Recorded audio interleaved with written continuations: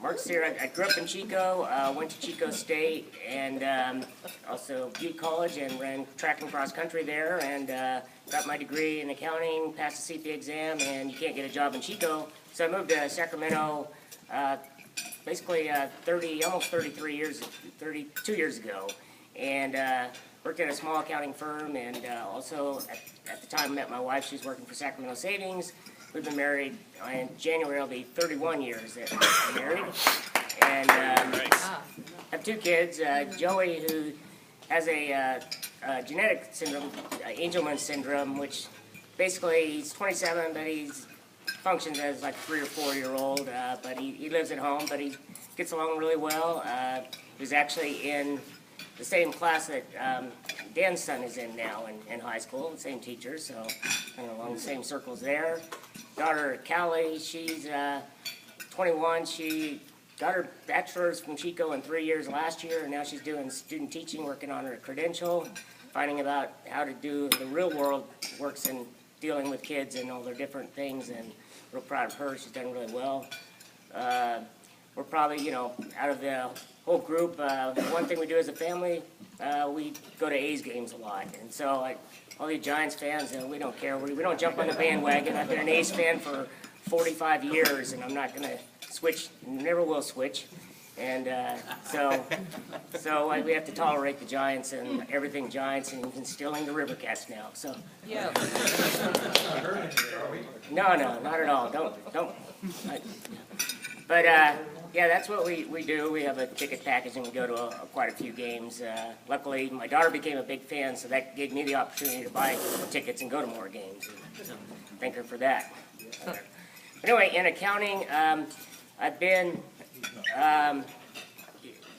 got my license as a CPA. It's a requirement that after you graduate, pass the CPA exam, there's a couple of years where you have to do certain things before you can actually get your license. And then once you get your license, you have to maintain it. You have to do 80 hours of continuing education every 2 years.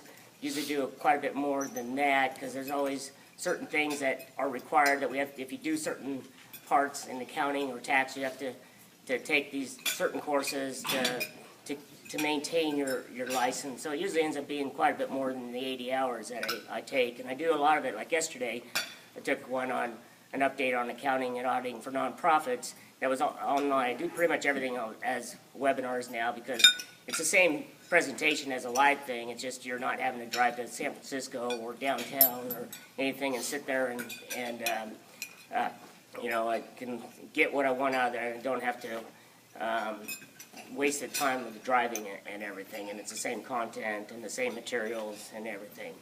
So we have to do that. If you do auditing, like I do for a couple nonprofits, then I'm required to have a peer review every three years, which means I pay someone a lot more higher rate than I get paid to come in and look at samples of my work and basically make sure that I'm following the standards that are set forth. The standards in auditing have changed significantly in the last 10 years, 10, 15 years because of things like Enron and everything. So you have to keep up to date on the standards and make sure you're properly applying them, or you get dinged and have to do it. And luckily I've had 2 of them and gone through very cleanly on each peer review.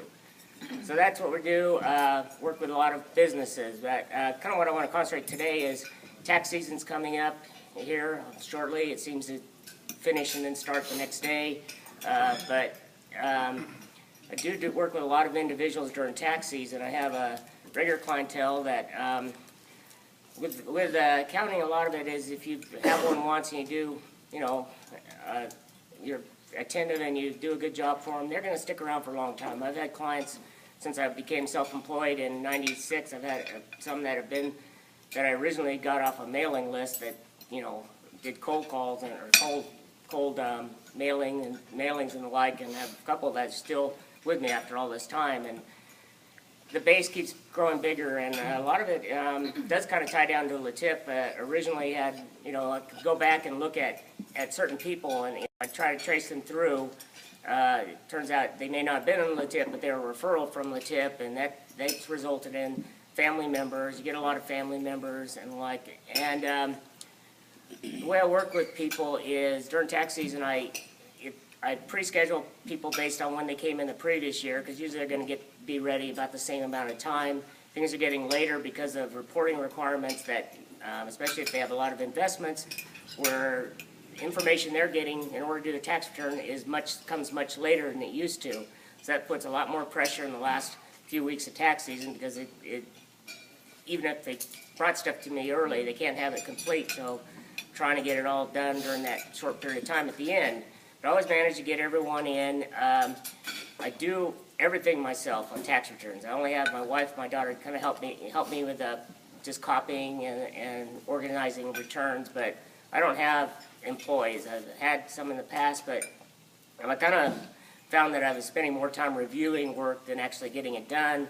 I have the way I work and the way I look at stuff and review things. I think I have a pretty good system for catching, initial errors that I do. During the day, a lot of time I'm meeting with clients during tax season. I have back-to-back appointments. I do the majority of the work at night, at home at night. I'm not one of those people that stay at the office till midnight, 'cause especially now, you can do so much at, the tax program's cloud-based program, very secure, and I can do that at home, and usually carry a big box with me at home and work on returns at home. When I look at things, I'm not just looking at it saying, "Oh, just do the return." I'm trying to help people plan to avoid surprises. That's the one thing I always emphasize, is trying to avoid surprises. The thing I hate is when I get somebody and they did something out of the ordinary, like they took a big distribution from their retirement plan without knowing the tax consequences, and I have to inform that they owe a significant amount of tax because they didn't plan for it properly.